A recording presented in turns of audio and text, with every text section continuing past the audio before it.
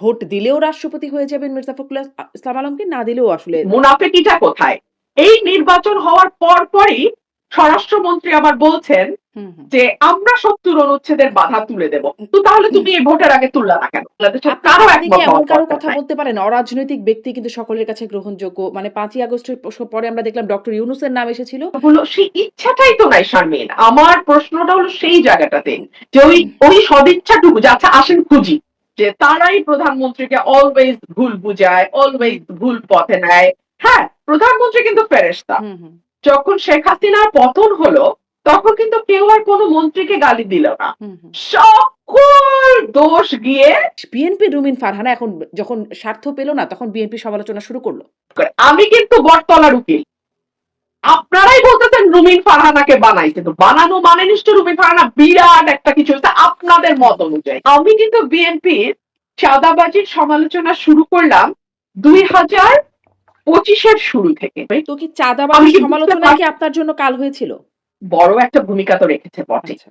এখন আপনি যদি গ্যাস সংকট, বিদ্যুৎ সংকটের কথা বলেন, আপনি কি বলবেন আওয়ামী লীগ দায়ী? কিন্তু সরকার কি ৬ মাসে এমন কিছু করতে পারত যার কারণে এই দুর্ভোগটা এড়ানো যেত? প্রধানমন্ত্রীর ইমেজ পুনরুদ্ধারের কর্মসূচি হয়েছে ৬ মাসে।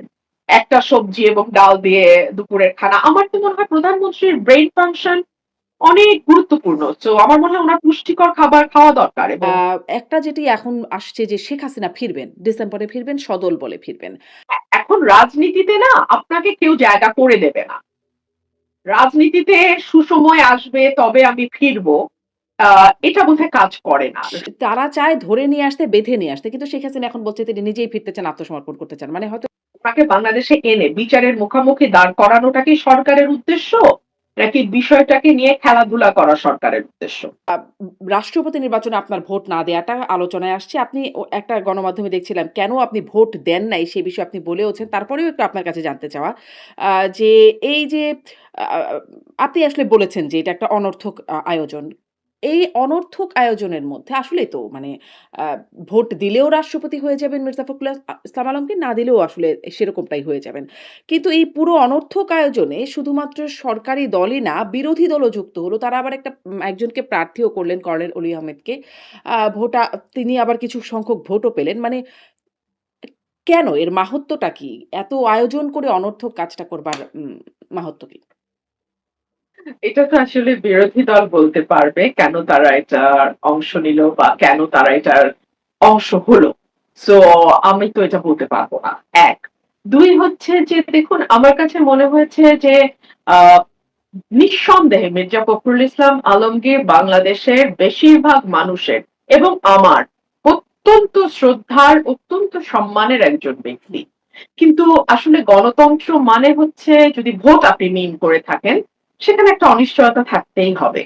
এবং সেই অনিশ্চয়তাটা যদি না থাকে তাহলে এটাকে আমি ভোট না বলে রাদার আমি মনোনীত বলতে পারি। তাই না?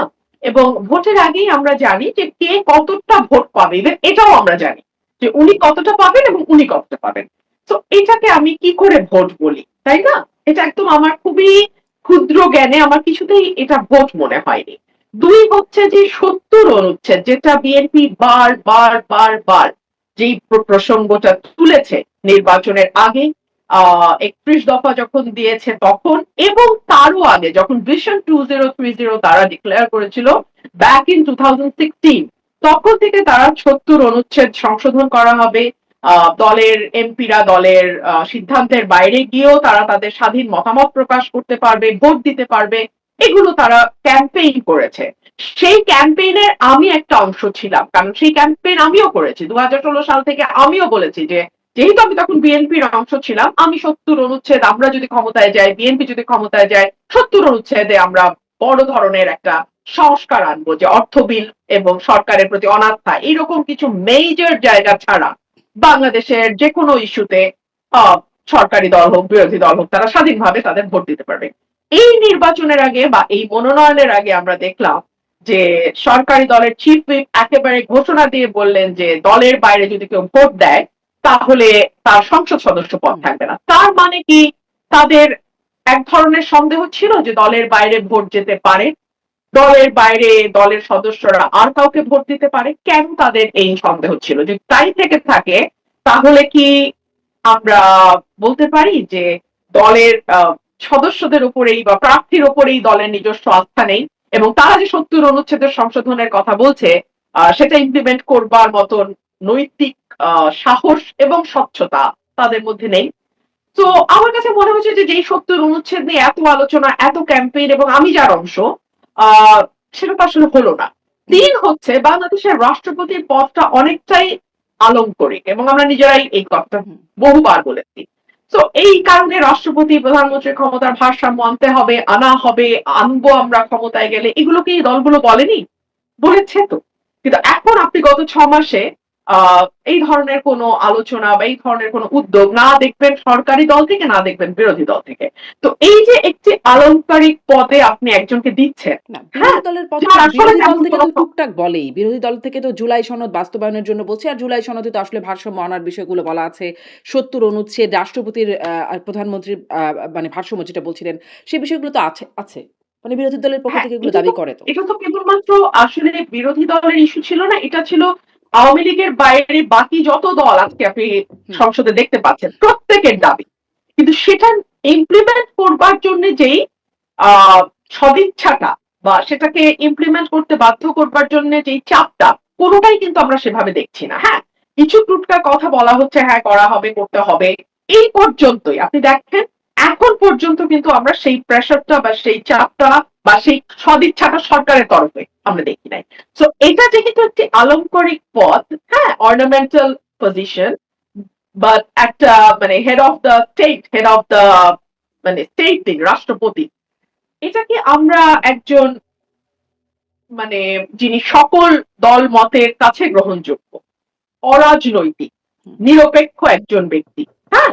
গ্রহণযোগ্য বললে অনেকে আবার আমার সঙ্গে তর্ক তুলবেন, তবে কি উনি গ্রহণযোগ্য নন? হুম। না, আমি সেই অর্থে বলিনি। আমি বলেছি নির্দলীয়, সকলের কাছে গ্রহণযোগ্য। সকলের কাছে গ্রহণযোগ্য হলে তো রাষ্ট্রপতি পদে একজন দাঁড়াতেন, দুজন দাঁড়াতেন না। তার মানে আরেকটা দলের কাছে মনে হয়েছে না উনি না হয়ে উনি হলে ভালো, তাই না? তো আমরা যদি বিচারপতি শাহাবুদ্দিনের মতন 1991 এর কথা বলছি। বিচারপতি শাহাবুদ্দিনের মতন একজনকে আমরা পেতাম 1996 এ যাকে প্রেসিডেন্ট করা হলো। সো তাহলে হয়তো যেটা সকলের জন্য গ্রহণযোগ্য, যার কোনো দলীয় হিস্ট্রি নাই, তাহলে হয়তো বেটার হতো। কারণ যেহেতু আপনি ৭০ এর বাইরে যাচ্ছেন না, যেহেতু আপনি ভোটটাকে ঠিক ভোট রাখছেন না, সো তাহলে আপনি এমন একজনকে দিন মানে এমনিই তো যিনি আপনিও আসলেই বললেন যে সকলের কাছে আপনিই তো গ্রহণযোগ্য। বললেন এটা আলংকারিক একটা পদ। ফলে রাজনৈতিক ব্যক্তি যাক, অরাজনৈতিক ব্যক্তি যাক, কি বা যায় আসে?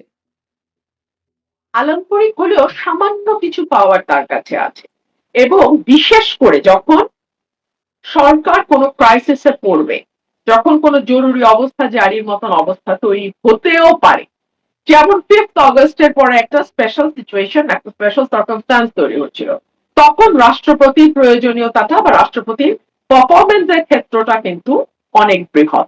তো সে কারণেই তখন রাষ্ট্রকে রক্ষার একটা ব্যাপার হয়, রাষ্ট্রকে রক্ষার একটা প্রশ্ন আসে। সে কারণেই আমি এটা আমার মত, আমার সঙ্গে আপনার একমত হুম। হতে হবে না, আমার সঙ্গে বাংলাদেশের কারো আপনি কি একমত এমন হওয়ার কারো দরকার কথা নাই। বলতে পারেন? অরাজনৈতিক ব্যক্তি কিন্তু সকলের কাছে গ্রহণযোগ্য। মানে ৫ই আগস্টের পরে আমরা দেখলাম ডক্টর ইউনূসের নাম এসেছিল। তিনি হয়ে গেলেন প্রধান উপদেষ্টা। এই রাষ্ট্রপতি নির্বাচনেও তার নামটা আলোচনায় ছিল। আ ফলে তিনি কি আপনার পছন্দের হতে পারতেন? বা আপনার মনে হয় কি? কে হতে পারতেন গ্রহণযোগ্য অরাজনৈতিক? এটা তো রাজনৈতিক দলগুলো মিলে আলোচনা করবে। আমি তো নাম প্রস্তাব আমি এককভাবে করতে পারি না। এটা রাজনৈতিক দলগুলো সেই ইচ্ছাটাই তো নাই শারমিন। আমার প্রশ্নটা হলো সেই জায়গাটাতে যে ওই সদিচ্ছাটুকু যে আচ্ছা আসেন খুঁজি, আসেন বের করার চেষ্টা করি, আচ্ছা পাইলাম না, ঠিক আছে হইল না, তাইলে আসেন আমরা ভোট দিই। কথা বুঝো শারমিন, যে আমরা প্রথমে খুঁজলাম, পেলাম না, হুম, প্রথম ধাপ। দ্বিতীয় ধাপে আসছে ভোট। ভোট যদি হয় তাহলে ৭০ এখানে প্লে করতে পারবে না রোল। তাহলে যার যার খুশি শেষে প্রার্থী দেবেন, সেই প্রার্থীকে যার খুশি সে ভোট দেবে। এই এই স্বাধীনতাটুকু এমপিদের দেওয়া উচিত ছিল, এটা আমার মত। এবং আমার মনে হয়েছে যে এই প্রহসনের আসলে অংশ হওয়ার কোনো অর্থ নেই। But that doesn't necessarily mean that I don't support Mirza Fakhrul Islam Alamgir. No, not at all. I have my full respect and honor for him. আমার তার ব্যাপারে কোনো প্রশ্ন নাই। কিন্তু এটা আসলে ব্যক্তি সংক্রান্ত বিষয় নয়।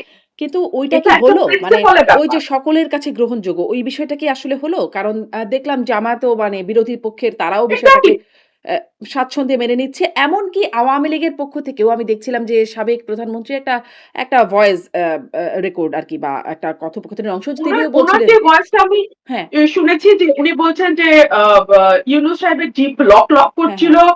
প্রেসিডেন্ট হওয়ার জন্য। ভালো হয়েছে তাকে করা হয়নি। উনার রাগটা হচ্ছে ইউনূসের হুম, উপরে। হুম, হুম। না, উনার খুশি হচ্ছে ইউনূস হতে অন্তত পারে নাই। একজন রাজনৈতিক ব্যক্তিকে, রাজনীতিবিদকে করা হয়েছে বলে তিনি বিএনপিকে ধন্যবাদও জানিয়েছেন। সেই অংশেই ছিল। হ্যাঁ, হুম, না দ্যাট ইস ফাইন। আমি যদি সেটা হয় তাহলে আওয়ামী লীগ বলতে পারত যে আমাদের মানে তাহলে সকল দল মিলে যদি মনে করতেন, আপনি বুঝেন আমি তাত্ত্বিক আলোচনা যেটা করছি যে হুম, সকল দল মিলে যদি একটা নাম প্রস্তাব করতেন, সেটা অলি আহমেদ হোক, সেটা মির্জা ফখরুল ইসলাম আলমগীর হোক কিংবা সেটা ডক্টর ইউনূস হোক, যেই হোক না কেন, এক হতে পারে সেটা একটা প্রসেস।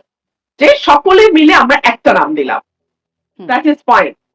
২ হতে পারে যদি সেটা না হয়, তাহলে ভোটের ক্ষেত্রে কোন ৭০ অনুচ্ছেদের বাধা হুম, থাকতে পারবে জি। না। এটা হলে হয়তো আমি নিজেই মির্জা ফখরুল ইসলামকে ভোট দিতাম। আমি ভোটটা দিতাম। কিন্তু আমার আর্গুমেন্টটা ওই জায়গাটাতে না। আমার আর্গুমেন্টটা হচ্ছে ৭০ অনুচ্ছেদের বাধাটা আপনারা কেন রাখছেন? এবং আপনি দেখেন মুনাফিকিটা কোথায়?